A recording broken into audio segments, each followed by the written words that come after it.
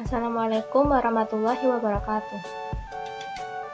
Saya Rosyidatun Nur Islami, NIMK 2519078 dari Pendidikan Teknik Mesin Universitas 11 Maret. Nah, kali ini kita akan melanjutkan materi pelajaran kita, mata pelajaran Teknologi Dasar Otomotif. Pada video yang lalu, kita sudah mempelajari tentang dasar-dasar sistem hidrolik. Pada kali ini, kita akan membahas dasar-dasar sistem pneumatik.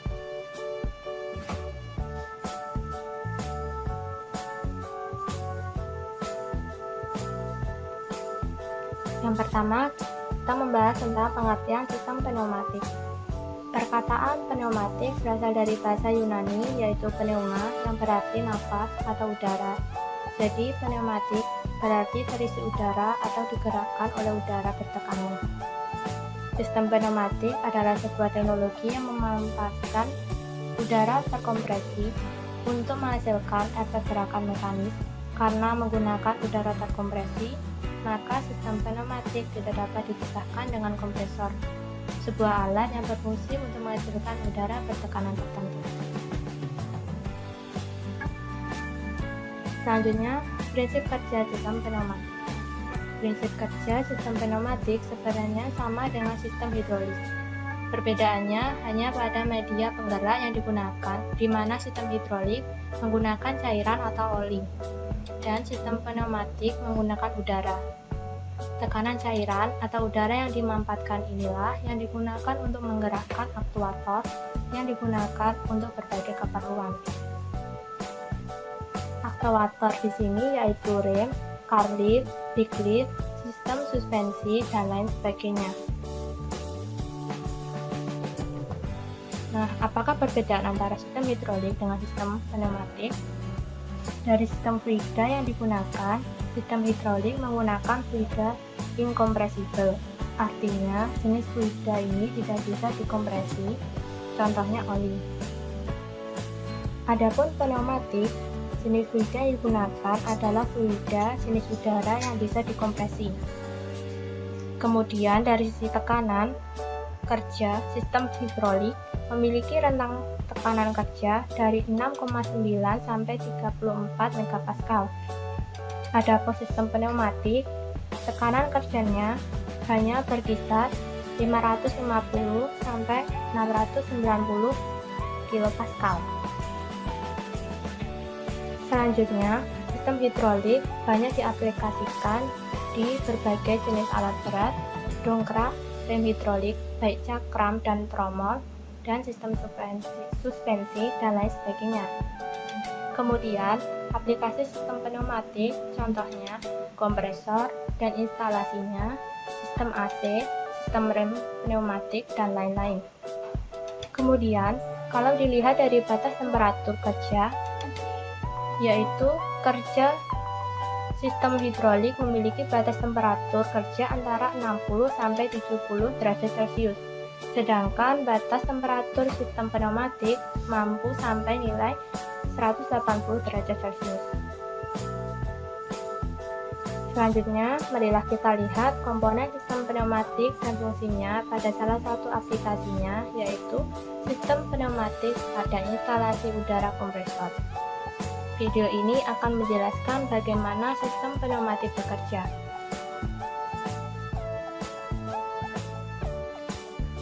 Dalam video ini terdapat 5 komponen yang banyak digunakan pada sistem pneumatik.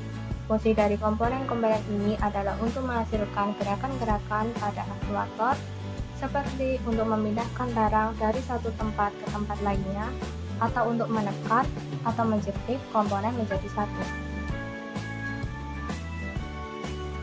Untuk komponen yang pertama adalah kompresor. Fungsinya menghisap udara luar atau udara atmosfer, kemudian menyimpannya di tangki reservoir atau tangki kompresor. Udara tekan yang dihasilkan oleh kompresor kemudian disalurkan melewati selang atau pipa.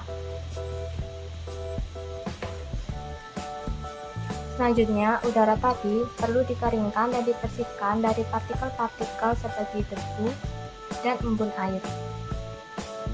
Komponen yang bertugas melaksanakan fungsi-fungsi tadi dikenal dengan istilah FRL, yaitu filter, regulator, dan lubrikator.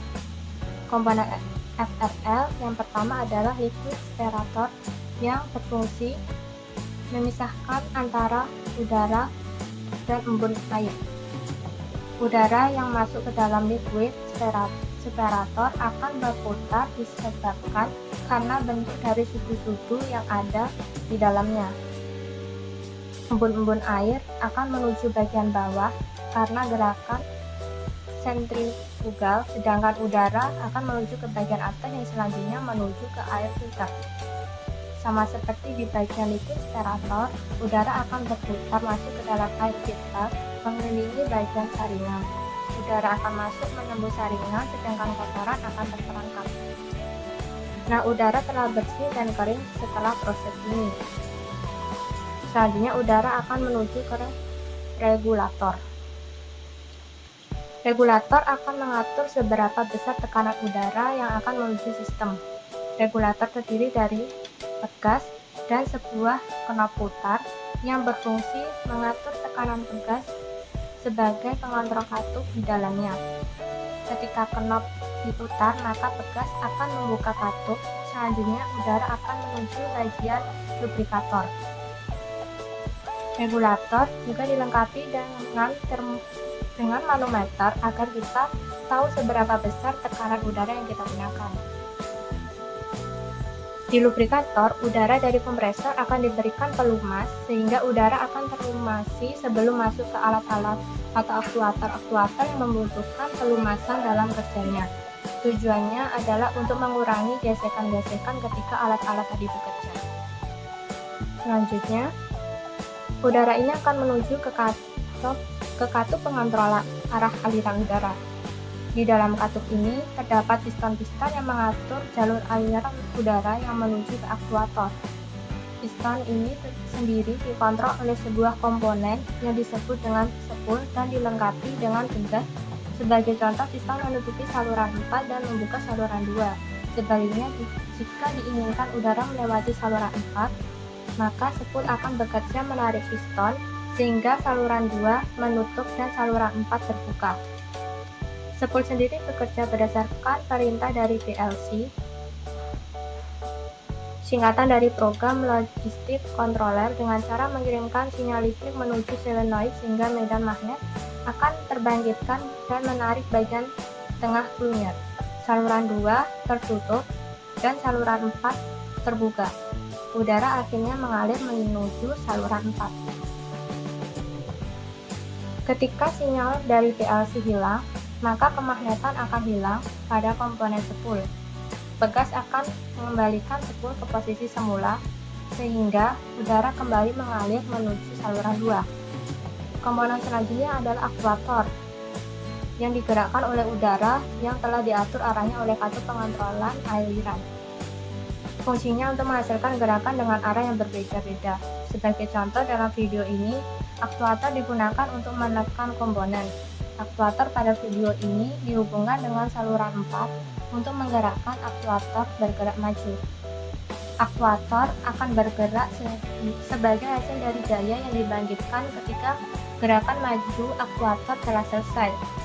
Maka dibutuhkan agar aktuator ini kembali ke posisi semula.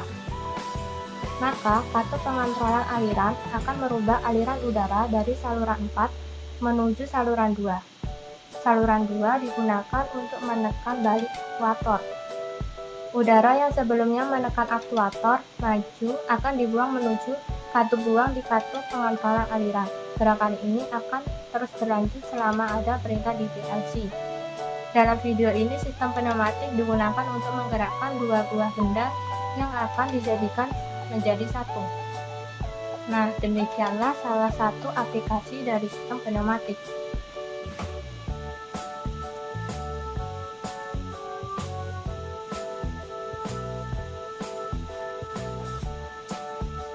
Selanjutnya, kita akan membahas kelebihan dan kekurangan sistem pneumatik. Kelebihan sistem pneumatik. Yang pertama, fluida mudah didapat dan ditransfer. Maksudnya, udara di mana saja tersedia dalam jumlah yang tak terhingga dan saluran-saluran balik tidak diperlukan karena udara bekas dapat dibuang bebas ke atmosfer.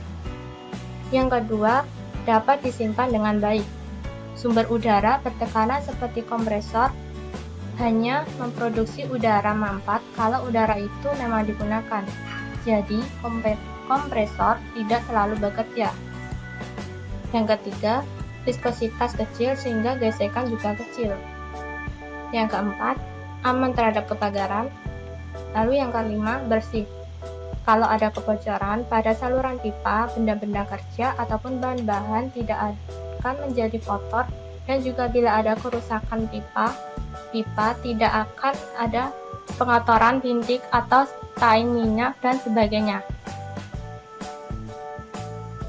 Kemudian kekurangan sistem pneumatik.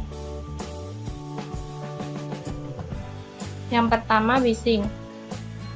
Udara yang ditiup keluar menyebabkan kebisingan atau desikan mengalir keluar, terutama dalam ruang kerja, sangat mengganggu. Yang kedua, gaya yang ditransfer terbatas. Yang ketiga, mudah menguap.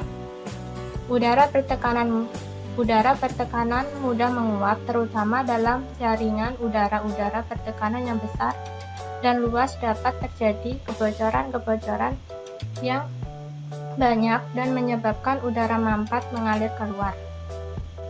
Yang keempat, bahaya pembekuan. Pada waktu pemuaian mendadak dan penurunan suhu yang berkaitan dengan pemuaian mendadak ini dapat terjadi pembentukan es. Yang kelima, dapat terjadi pengembunan sehingga menimbulkan gas.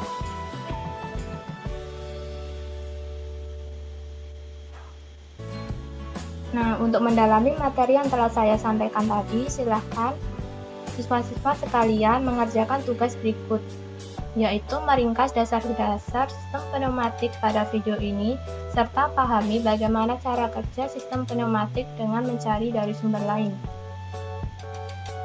Nah, demikianlah materi kita kali ini, semoga mudah dipahami.